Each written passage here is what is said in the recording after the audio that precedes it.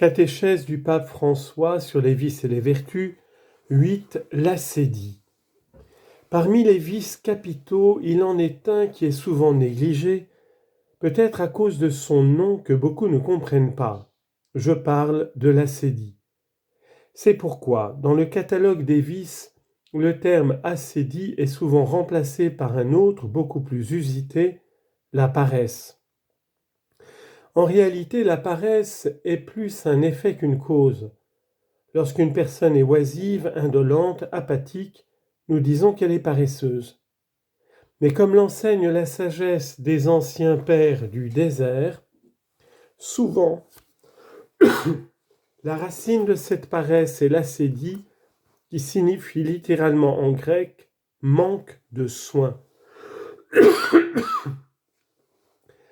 C'est une tentation dangereuse qu'il ne faut pas prendre à la légère. La personne qui en est victime est comme écrasée par une pulsion de mort, elle y éprouve du dégoût pour tout, sa relation avec Dieu lui paraît ennuyeuse, et même les actes les plus saints, ceux qui dans le passé lui avaient réchauffé le cœur, lui semblent désormais tout à fait inutiles. La personne commence à regretter le temps qui passe et la jeunesse qui est irrémédiablement derrière elle. L'acédie est définie comme le démon de midi.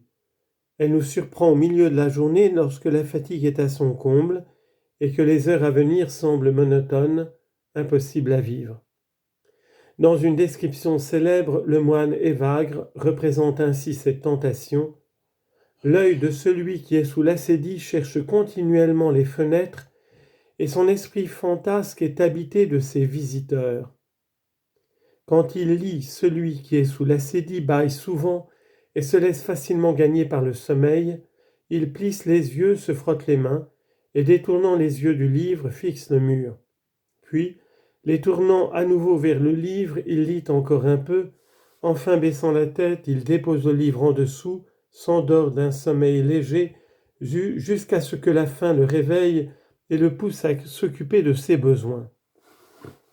En conclusion, celui qui est sous l'emprise de l'acédie n'accomplit pas avec sollicitude l'œuvre de Dieu. Les lecteurs contemporains voient dans ces descriptions quelque chose qui rappelle beaucoup le mal de la dépression, tant d'un point de vue psychologique que philosophique. En effet, pour ceux qui sont saisis par l'acédie, la vie perd son sens, prier devient ennuyeux, toute bataille semble dénuée de sens. Même si nous avions nourri des passions dans la jeunesse, elles nous paraissent aujourd'hui illogiques, des rêves qui ne nous ont pas rendus heureux. Ainsi on se laisse aller et la distraction, l'absence de pensée apparaissent comme la seule issue. On aimerait être hébété, avoir l'esprit complètement vide. C'est un peu comme mourir par anticipation et c'est déplorable.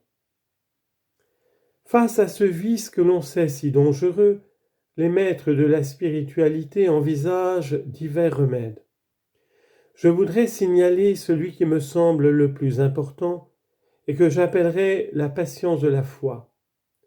Sous le fouet de l'acédie, le désir de l'homme est d'être ailleurs, de fuir la réalité, il faut au contraire avoir le courage de rester et d'accueillir dans mon ici et maintenant, dans ma situation telle qu'elle est, la présence de Dieu. Les moines disent que la cellule est pour eux le meilleur maître de vie parce qu'elle est le lieu qui te parle concrètement et quotidiennement de ton histoire d'amour avec le Seigneur. Le démon de l'acédie veut détruire précisément cette joie simple de l'ici et maintenant, cette crainte reconnaissante de la réalité. Il veut te faire croire que tout est vain, que rien n'a de sens, qu'il ne vaut pas la peine de se préoccuper de rien ni de personne. Dans la vie, nous rencontrons des gens sous l'emprise de l'acédie, des gens dont nous disons « mais qu'il est ennuyeux » et nous n'aimons pas être avec eux, des personnes qui ont aussi une attitude d'ennui contagieuse, c'est l'acédie. Combien de personnes sous l'emprise de l'acédie, mues par une inquiétude sans visage, ont stupidement abandonné le chemin de bien qu'elles avaient emprunté. L'ascédie est une bataille décisive qu'il faut gagner à tout prix. Et c'est une bataille qui n'a pas épargné même les saints, parce que dans tant de l'heure d'hier, il y a quelques pages qui révèlent des moments terribles, de véritables nuits de la foi où tout semblait obscur. Ces saints et ces saintes nous enseignent à traverser la nuit dans la patience en acceptant la pauvreté de la foi.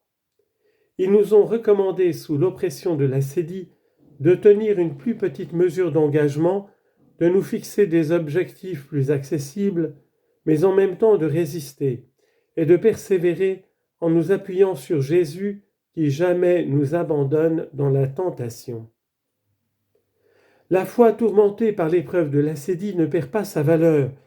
Bien au contraire, c'est la vraie foi, la foi très humaine, qui malgré tout, malgré l'obscurité qui l'aveugle, croit encore humblement. C'est cette foi qui reste dans le cœur comme les braises sous la cendre. Elle reste toujours. Et si l'un de nous tombe dans ce vice ou dans la tentation de l'ascédie, qui s'efforce de regarder à l'intérieur de soi et d'entretenir les braises de la foi, c'est ainsi que l'on va de l'avant.